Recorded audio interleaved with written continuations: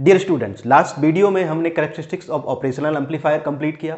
एक कैरेक्टरिस्टिक्स को हमने कंप्लीट नहीं किया था, दैट इज स्लू रेट। तो आज के इस वीडियो में हम जानेंगे कि what is स्लू rate, what is the exact meaning of this term. So without a further delay, let's start.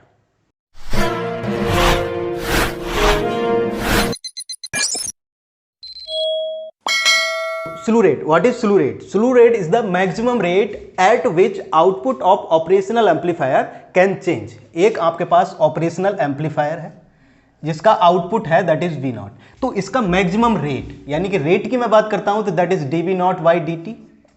ये रेट हो गया इस आउटपुट का, और इसका जो मैक्सिमम रेट है, अगर इस वैल्यू को मैं मैक्सिमम एज्यूम कर लूं तो ये क्या कहलाएगा, आपका स्लू रेट कहलाएगा। तो ये बेसिकली क्या हो गया, आपका स्लू रेट हो गया। तो slew rate is the maximum rate of the output voltage. तो अब आपको क्या करना है, आप जब भी आप यहां पर इनपुट देंगे कहीं ना कहीं से आपको आउटपुट मिलेगा, तो उस आउटपुट को आप डिफरेंशिएट करेंगे और डिफरेंशिएट करके उसकी जो मैक्सिमम वैल्यू फाइंड कर लेंगे, वही आपका क्या कहलाएगा, स्लू रेट कहलाएगा। तो स्लू रेट की जो एग्जैक्ट वैल्यू जो मेजर होता है वो किस में मेजर होता है, ये वोल्ट पर माइक्रो सेकेंड। देख रहे हैं, वोल्ट पर सेकेंड होना चाहिए, लेकिन जनरली हम इसको कैसे कैलकुलेट करते हैं, वोल्ट पर माइक्रो सेकेंड में हम इसको मेजर करते हैं। अगर 741 IC की अगर मैं बात करूं तो इसकी जो वैल्यू होती है स्लू रेट की, दैट इज योर 0.5 वोल्ट पर माइक्रो सेकेंड।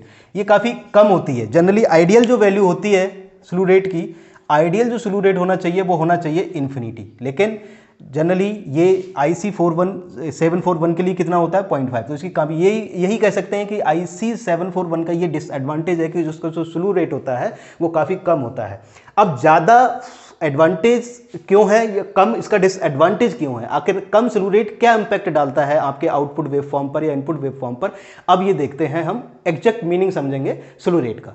ओके, तो स्लू रेट एक्चुअल में कम ज़्यादा क्यों होना चाहिए, ज़्यादा क्यों होना चाहिए, कम क्यों नहीं होना चाहिए, और ये एक्चुअल में अगर कम है या ज़्यादा है तो क्या इंपैक्ट डाल रहा है, इसको समझने के लिए हमने एक एग्जांपल लिया है। एग्जांपल के लिए हमने एक बफर लिया है। बफर किस तरीके से, देखिएगा, आपके पास ऑपरेशनल एम्पलीफायर है, आपने नॉन इन्वर्टिंग टर्मिनल पर एक इनपुट दे दिया दैट इज VI, और इसको आपने क्या कर दिया, फीडबैक कर दिया। फीडबैक से क्या होगा कि ये VI जो है, अब इसकी जो वैल्यू आएगी that is V naught is equal to VI। इसे वोल्टेज फॉलोअर सर्किट भी बोला जाता है। वोल्टेज फॉलोअर क्यों, क्योंकि ये आउटपुट जो है वो इनपुट को डायरेक्टली फॉलो कर रहा है ना। स्लू रेट पे जो गेन है, क्लोज लूप गेन, इसका जो ओपन लूप गेन या क्लोज लूप गेन, ये भी स्लू रेट पे इंपैक्ट डालता है। इसीलिए हम जब भी स्लू रेट कैलकुलेट करते हैं अपना, तो हम किसको लेते हैं, वोल्टेज फॉर, यानी कि यूनिटी गेन एम्पलीफायर की हेल्प से हम इसको कैलकुलेट करते हैं। तो इसीलिए हमने ये एग्जांपल लिया हुआ है। तो इस एग्जांपल की हेल्प से समझेंगे। ये बेसिकली हम पढ़ेंगे डिटेल में, लेकिन फीडबैकिंग अभी हमने नहीं पढ़ी है, तो इसमें हम नहीं, हमारा जो यहाँ पर मेन टास्क है वो स्लू रेट को समझना, ना कि इसको समझना। इसको आगे जब पढ़ेंगे तो वो समझ में आ जाएगा, तो यहां पर इसको डिस्कस नहीं करते हैं, बस ये देखते हैं कि V naught is equal to VI होता है। तो सिंपल सी चीज है, अगर V नॉट पर आपको VI मिल रहा है, तो सपोज कीजिए आपने यहां पर VI पर कोई वेवफॉर्म दी ये, तो आपको आउटपुट पर भी यही वेवफॉर्म मिलना चाहिए। लेकिन अब ये डिसाइड कौन करेगा कि वेवफॉर्म किस तरह की क्या मिलेगी, ये डिसाइड करेगा इसका स्लू रेट। तो सपोज कीजिए स्लू रेट 1, इस पहली वैल्यू को हमने ले लिया 5 वोल्ट पर माइक्रो सेकेंड। अगर मैं इस वैल्यू को यहां पर ले लेता हूं 5 वोल्ट पर माइक्रो सेकेंड, तब मैं देखता हूं कि इस स्लू रेट का क्या इंपैक्ट पड़ रहा है, मुझे आउटपुट कैसा मिलेगा। तो इसका मतलब क्या होता है स्लू रेट का, इसका मतलब यह होता है कि 1 माइक्रो सेकेंड में आपका जो वोल्टेज चेंज हो रहा है वो कितना चेंज होगा, 5 वोल्ट। यानी कि जो आपका आउटपुट है, आउटपुट वेवफॉर्म है, वो 1 माइक्रो सेकेंड में 5 वोल्ट तक ट्रेवल करेगा। क्लियर है, इसका मतलब यह हो गया। तो अब मैं अगर आउटपुट की बात करता हूं, तो जैसे सपोज ये 10 माइक्रो सेकेंड है, ये 20 माइक्रो सेकेंड है, इसका जो पीरियड है वो मैंने 20 माइक्रो सेकेंड ले रखा है, और ये जो वोल्टेज है दैट इज योर 5 वोल्ट। इसका जो पीक वैल्यू मैंने 5 वोल्ट, ये इनपुट मैंने यहां पर दिया। अब देखते हैं आउटपुट किस तरीके से। तो आउटपुट कितना मिलेगा, यानी कि आउटपुट को 5 वोल्ट जाने में कितना समय लगेगा, 1 माइक्रो सेकेंड। तो स्लू रेट क्या बता रहा है उस ऑपरेशनल एम्पलीफायर को, ये बता रहा है कि 1 माइक्रो सेकेंड में उसकी जो आउटपुट है वो कितना ट्रेवल करेगी, 5 वोल्ट। तो इस 5 वोल्ट को ट्रेवल करने के लिए कितना टाइम लगेगा, 1 माइक्रो सेकेंड। तो 1 माइक्रो सेकेंड का मतलब ये यहां से यहां तक का, तो ये 1 माइक्रो सेकेंड होगा। तो आउटपुट जो होगी वो कुछ इस तरीके से, जैसे ये अगर 5 वोल्ट है तो ये आउटपुट यहां से इतना समय लगा और ये यहां पहुंचा, इसके बाद ही इसे 1 माइक्रो सेकेंड में ये क्या होगा, ये, तो ये कितना है, ये 1 माइक्रो सेकेंड का है, 1 माइक्रो सेकेंड, और ये भी 1 माइक्रो सेकेंड। तो ये इस तरीके से ट्रेवल करेगा। ये इस तरीके से। तो देख रहे हैं आपको, अगर फॉलो करने वाली बात हुई तो फॉलो करने का मतलब ये होता है कि ये रैपिडली जाता है और रैपिडली आता है, सेम इसी तरीके से। लेकिन यहां से यहां तक पहुंचने में इसको कितना समय लग रहा है, 1 माइक्रोसेकंड का टाइम लग रहा है। तो ये बेसिकली क्या काम कर रहा है, ये हो रहा है स्लू रेट की वजह से। अब सपोज कर देते हैं इसका स्लू रेट कुछ और होता, अगर मैं स्लू रेट चेंज कर देता हूं तो इसकी वैल्यू जैसे सपोज कीजिए 0.5 वोल्ट पर माइक्रो सेकेंड। ये बेसिकली कितना होता है, ये होता है IC 741 के लिए जो हम यूज करते हैं, उसका ये इतना होता है 0.5 वोल्ट पर माइक्रो सेकेंड। इसका मतलब क्या हुआ, इसका मतलब हुआ कि 1 माइक्रो सेकेंड में ये कितना जाएगा, 0.5 वोल्ट। तो आपको कितना जाना है, आपको 5 वोल्ट तक जाना है। तो 5 वोल्ट तक जाने के लिए इसको कितना टाइम लगेगा, 10 माइक्रो सेकेंड का लगेगा 5 वोल्ट तक जाने के लिए। तो 10 माइक्रो सेकेंड का मतलब क्या हुआ कि अब ये जो वेव फॉर्म होगी वो कुछ इस तरीके से आएगी, है ना। अगर आप इसे नीचे बढ़ाते जाएं तो ये कुछ इस तरीके से आएगी, है ना। तो देख रहे हैं आपके पास स्क्वायर वेव थी, लेकिन अगर स्लू रेट काफी कम है तो वो कितना, ये ट्रायंगल फॉर्म हो रहा है। तो देख रहे हैं वेव फॉर्म डिस्टॉर्टेड हो गई। इसी वेवफॉर्म डिस्टॉर्टेड की वजह से ही हमारा जो स्लू रेट है वो कैसा होना चाहिए, हाई। अब सपोज कीजिए ये और हाई होता, ये अगर 10 वोल्ट होता या 20 वोल्ट होता। देख रहे हैं जब आपका स्लू रेट कम है तो वेवफॉर्म क्या हो रही है, जो इनपुट है उसको फॉलो ना करके और उससे आगे बढ़ती चली जा रही है, यानी कि जो वेवफॉर्म जिसको एज इट इज फॉलो करना चाहिए था आउटपुट को, वो नहीं कर पा रही है। अगर वैल्यू ज्यादा है तो हमने देखा ये देख रहा है 1 माइक्रो सेकंड का ही डिफरेंस आया है। अगर और वैल्यू ज्यादा होती तो 0.001 का डिफरेंस आता, तो क्या होता कि वो वेवफॉर्म बिल्कुल जस्ट फॉलो करती हुई ही जाती। तो ज्यादा से ज्यादा इनपुट को फॉलो वो कब करेगी, तब फॉलो करेगी जब उसका स्लू रेट कैसा है, ज्यादा है। तो स्लू रेट आइडियली कैसा होना चाहिए, इन्फिनिटी स्लू रेट का मतलब क्या हुआ कि आपकी जो आउटपुट वेवफॉर्म है वो एट रेंडम, बिना टाइम के, कोई भी टाइम लिए एकदम तेजी से जाएगी और एकदम तेजी से फॉल डाउन हो जाएगी। तो ये बेसिकली आइडियल केस है, लेकिन आइडियली ऐसा होता नहीं है। तो हम चाहते हैं कि हमारा जो स्लू रेट है वो मैक्सिमम होना चाहिए, और जितना कम होगा हमारी जो आउटपुट वेवफॉर्म है उसमें डिस्टॉर्शन आ जाएंगे। आपने इनपुट पे स्क्वायर पल्स दिया था, लेकिन आउटपुट में आपको क्या मिल रहा है, ट्रायंगुलर पल्स मिल रहा है। तो ये बेसिकली क्यों हो रहा है, स्लू रेट की वजह से।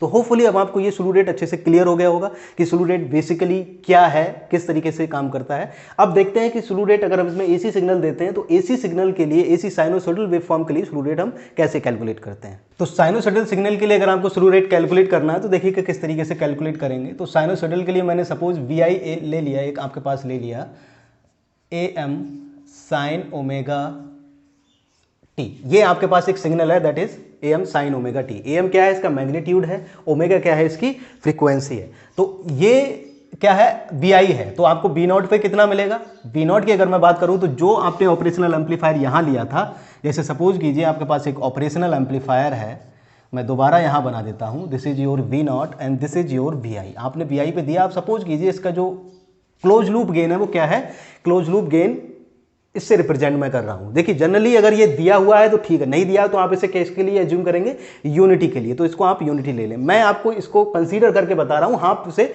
बाद में यूनिटी कर देंगे, है ना। अगर दिया होगा तो उसकी वैल्यू कुछ को रख देंगे। तो B0 की वैल्यू कितनी होगी, A close loop and VI की वैल्यू कितनी हो जाएगी, AM साइन ओमेगा टी। ये B0 आपका कैलकुलेट हो गया। यहां से स्लू रेट का जो फॉर्मूला होता है वो कितना होता है, dV0/dt, ये वैल्यू होती है। तो dV0/dt, इसको क्या करें आप, डिफरेंशिएट कर दें with respect to t। Differentiate करेंगे तो ACL AM sine omega T is the cos omega T and omega T again that is omega. तो ये वैल्यू आ जाएगी ACL close loop gain magnitude AM omega cos omega T. ये किसकी value आ गई, ये आ गई dV0/dt की वैल्यू। और स्लू रेट क्या होता है, ये इसका मैक्सिमम होता है। तो ये वैल्यू मैक्सिमम कब होगी, ये मैक्सिमम तब होगी, यही तो इसकी मैक्सिमम वैल्यू है। तो ये कितना हो जाए, 1। और वैसे भी कॉज ओमेगा टी की जो मैक्सिमम वैल्यू कितनी होती है, वो 1 ही होती है। तो ये वैल्यू इतनी आ गई। तो यहां पर जो स्लू रेट आ गया वो कितना आ गया, स्लू रेट अगर आप देखेंगे तो स्लू रेट की वैल्यू आ जाएगी ACL into AM into omega. तो this is your final slew rate. लेकिन जो स्लू रेट होता है वो आप किस में कैलकुलेट करते हैं, स्लू रेट को हम कैलकुलेट करते हैं वोल्ट्स पर माइक्रो सेकेंड में। तो इसको वोल्ट्स पर माइक्रो सेकेंड में कन्वर्ट कर लेते हैं। तो dV0/dt मैक्सिमम, अगर मैं इसकी वैल्यू की बात करूं तो ये कितना कैलकुलेट हुआ है, AM ओमेगा जो भी फ्रीक्वेंसी है इसकी वो, and ACL close loop gain divided by 10⁶। मैं इसे इसलिए लिख सकता हूं, ये होता है वोल्ट पर सेकेंड में, तो वोल्ट पर माइक्रो सेकेंड में लिखूंगा तो मेरी वैल्यू ये आ जाएगी कैलकुलेट होके, क्योंकि वोल्ट पर माइक्रो सेकेंड में ही मैं अपने स्लू रेट को चेक करता हूं। तो वोल्ट पर सेकंड में ये वैल्यू थी, माइक्रो सेकंड का मतलब ये है कि इसे 10⁻⁻6 लिख सकता हूं, तो इससे ये कैंसिल हो जाएगा, तो ये क्या है बेसिकली वही बचेगा, तो इसे मैं माइक्रो सेकंड में इस तरीके से लिख सकता हूं। तो ये बेसिकली क्या है, ये मैक्सिमम रेट है आउटपुट का। अब सपोज कीजिए जो स्लू रेट है, स्लू रेट क्या होता है, ये स्लू रेट मैक्सिमम रेट होता है, तो स्लू रेट मैक्सिमम रेट होता है, तो that means this output must be equal to or less than this slew rate. अगर ये आउटपुट जो है वो आपका स्लू रेट से ज्यादा हो गया तो क्या हो जाएगा, डिस्टॉर्शन हो जाएगा आउटपुट में। तो क्योंकि आपको डेफिनेशन पता है कि स्लू रेट मैक्सिमम रेट होता है, तो ये जो रेट है, ये जो मैक्सिमम रेट है, इससे ज्यादा नहीं होना चाहिए। अगर ये इससे ज्यादा हो गया तो वहां पर एक प्रॉब्लम आ जाती है जिसे हम बोलते हैं स्लू रेट इंड्यूस्ड डिस्टॉर्शन, तो वहां पर डिस्टॉर्शन क्रिएट हो जाता है। तो इसलिए मैं ये कह सकता हूं कि जो स्लू रेट है वो मस्ट बी ग्रेटर देन और equal to dV naught over dt maximum. तो dV नॉट बाई dt ये कैसा होना चाहिए, ये हमेशा ही लेस देन होना चाहिए। ये जो कंडीशन कहलाती है इसे हम क्या कर सकते हैं, इससे हम प्रिवेंट कर सकते हैं। This condition is used to prevent slew rate induced distortion. तो स्लू रेट इंड्यूस्ड डिस्टॉर्शन कब अकर होता है, जब इसकी वैल्यू इससे ज्यादा हो जाए। लेकिन अगर आपको इससे स्लू रेट इंड्यूस्ड डिस्टॉर्शन से बचाना है तो इसकी वैल्यू जो है वो स्लू रेट से कम होनी चाहिए। तो होपफुली ये अब आपको अच्छे से क्लियर हो गया होगा। तो यहां से अगर आपको मैक्सिमम फ्रीक्वेंसी निकालनी है तो वो भी निकाल सकते हैं। जैसे कि स्लू रेट की अगर मैं बात करूं तो स्लू रेट की जो वैल्यू होगी वो AM omega a closed loop divided by 10⁻, ये 6 वैल्यू होगी। तो ओमेगा जो होगी इसकी मैक्सिमम वैल्यू क्या होगी, स्लू रेट बेसिकली क्या होता है, ग्रेटर देन और इक्वल टू। तो इसकी जो मैक्सिमम वैल्यू क्या हो सकती है ओमेगा की, तो ओमेगा इज लेस देन और इक्वल टू, इसे मैं लिखूंगा तो ये बनेगा आपके पास 10⁶ into स्लू rate divided by AM into A close loop gain. तो क्लोज लूप गेन को मैं जनरली क्या ले लेता हूं, यहां पर कंसीडर कर लेता हूं 1। अगर आपको गिवन है तो आप यहां पर लिखें, गिवन नहीं है तो आप इसे यूनिटी मान लें, ठीक है। या तो दिया होगा नहीं दिया होगा तब भी आप इसे यूनिटी मान लें। तो मैं इसे इस तरीके से लिख सकता हूं। तो ओमेगा मैक्सिमम जो वैल्यू होगी वो कितनी हो जाएगी, मैक्सिमम वैल्यू होगी ओमेगा की that is 10⁶ into स्लू rate divided by magnitude. तो इससे आप ओमेगा की मैक्सिमम वैल्यू कैलकुलेट कर सकते हैं जब आपका जो डिस्टॉर्शन फ्री आपके पास सिग्नल हो।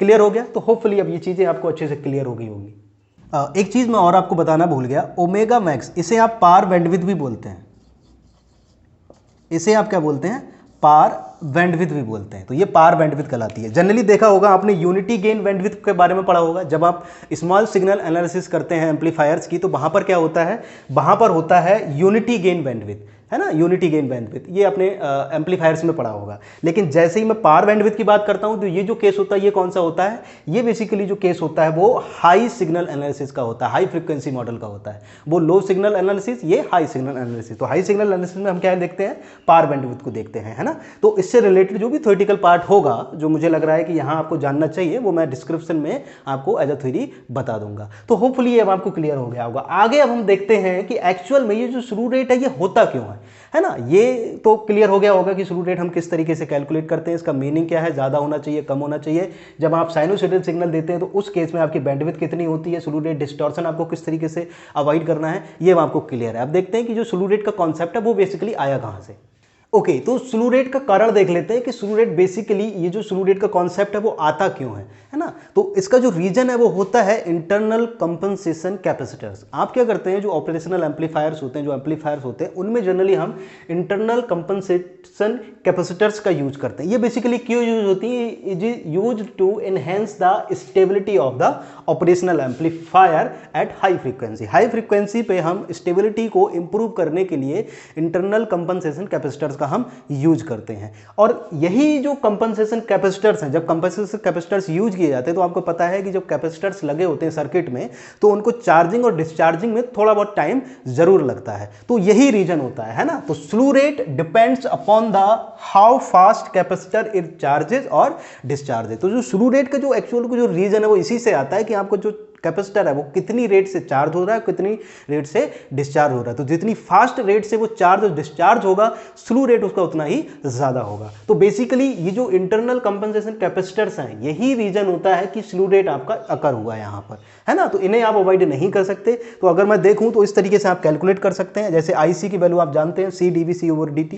तो dVc over dt जो चार्जिंग और डिस्चार्जिंग जो रेट होता है वो क्या होता है, तो dVc over dt की बात करें तो IC/C, जैसे सपोज कीजिए जो C है, जो कैपेसिटर है वो 30 पिकोफैरेड का है और जो करंट फ्लो हो रही है वो इतना फ्लो हो रही है। तो इस केस में अगर आप कैलकुलेट करेंगे तो वोल्ट पर माइक्रो सेकेंड में जो स्लू रेट निकल के आएगा वो आएगा 6.66। तो इस तरीके से स्लू रेट आप यहां से इसके कैलकुलेट कर सकते हैं किसी भी ऑपरेशनल एम्पलीफायर का, जो भी उसमें इंटरनल कंपनसेशन कैपेसिटर्स लगे हैं तो उसके चार्जिंग और डिस्चार्जिंग रेट से। तो होपफुली अब आपको ये अच्छे से क्लियर हो गया होगा स्लू रेट। इससे रिलेटेड जो भी न्यूमेरिकल्स हैं वो जो हमारी सॉल्व क्वेश्चंस की जो प्लेलिस्ट है मैं वहां पर दे दूंगा, तो वहां से आप न्यूमेरिकल्स को सॉल्व कर लीजिएगा। तो ये स्लू रेट आपका कंप्लीट हुआ। तो आज के लिए इतना ही रखते हैं। See you in the next one.